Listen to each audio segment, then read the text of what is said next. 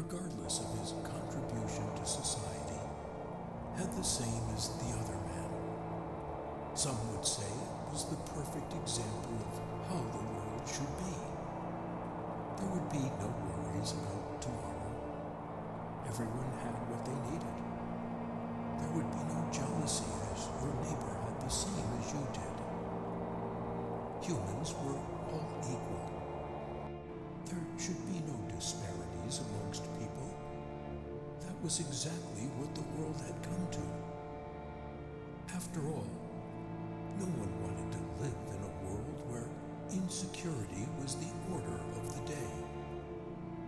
Families fighting for control of dynasties, governments wrestling for more power. Such was the nature of humans, wanting more and more. Did Plato not argue that private ownership of properties and goods would encourage selfishness? Was he not right? The powerful preyed on the weak. That was how it had always been. Oppression and suppression. Tools used to subdue people, like they were slaves.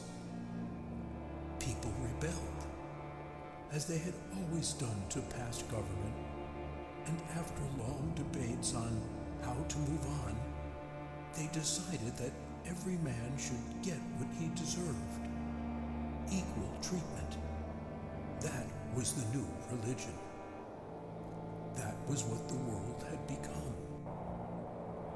Right now, at this very moment, even though great philosophers only theorized about living in this kind of world, they believed it was the perfect world, one without violence, where human beings had learned to subdue themselves and become rational, morally upright people. Resources would thrive because people would be using them the right way. There would be no exploitation, no discrimination. There would be no rich, no poor, just people.